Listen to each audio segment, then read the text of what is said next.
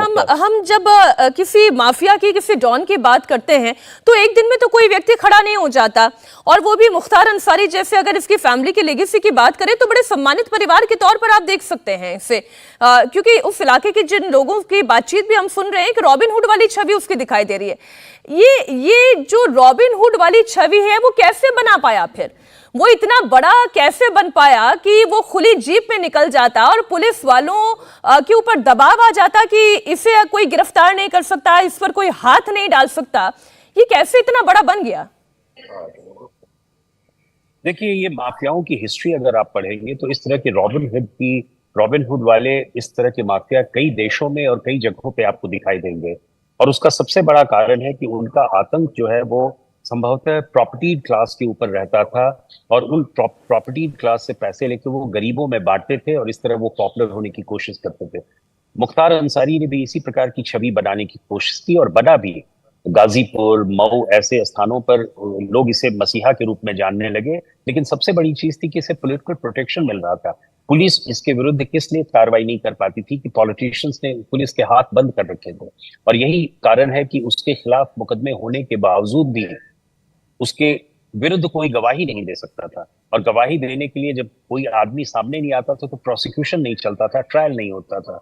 2005 से ये बंद है, और उसके बाद धीरे धीरे जब स्थिति साफ होने लगी, राजनीतिक इच्छा शक्ति जब आने लगी, तब लोगों ने समझा कि नहीं, अब ऐसा समय आया है जब इस माफिया के खिलाफ, इसके गंदे कारनामों के खिलाफ भी लोग आ सकते हैं, गवाही दे सकते हैं। और सबसे बड़ी चीज है कि एक्सपेडिशियस ट्रायल, और यही कारण है कि पिछले वर्ष इसे सजा मिली। इससे एक केस में कन्विक्ट किया गया, और कृष्णानंद राय के मामले में भी इसे सजा मिली। तो कहने का मतलब है कि पूरी क्रिमिनल जस्टिस सिस्टम जो है वो राजनीतिक इच्छा शक्ति के कारण झुक गई थी, और उसके कारण जो है वो पूरी स्थिति बदल गई। अब जो है स्थिति बहुत बदल गई है।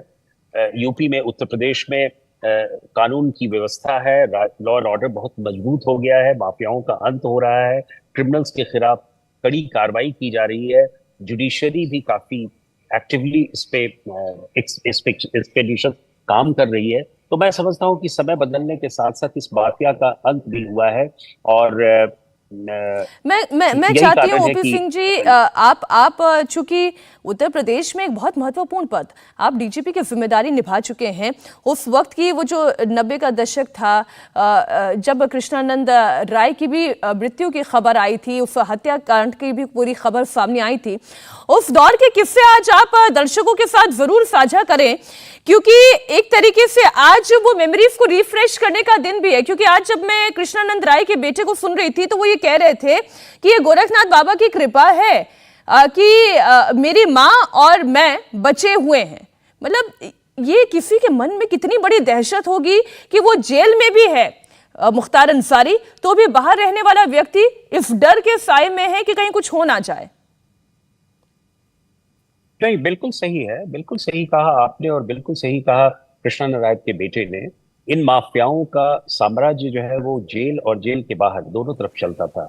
आप किसी का भी नाम ले लें, चाहे वो मुख्तार अंसारी हो या अतीक अहमद हो, इनके परिवार वाले आज जितनी भी चीख चिल्लाकर कह रहे हो कि आरोप लगा रहे हो कि उसे मार दिया गया है या उसे स्लो पॉइजन दिया गया, but the fact of the matter was कि जब तक ये जेल में भी थे तब भी अपना साम्राज्य चला रहे थे।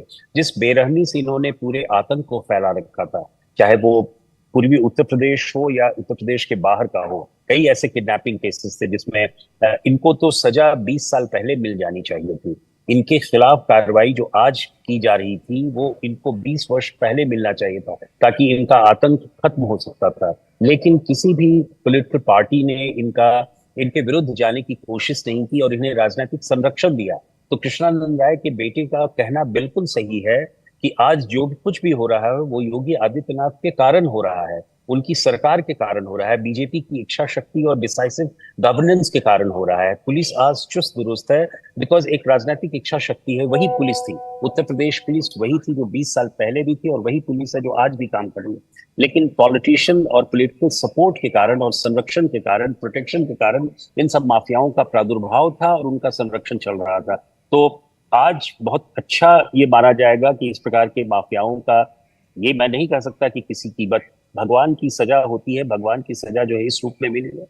तो पूरी जनता इससे खुश होगी और जनता चाहती होगी कि इस प्रकार माफियाओं का सफाया हो।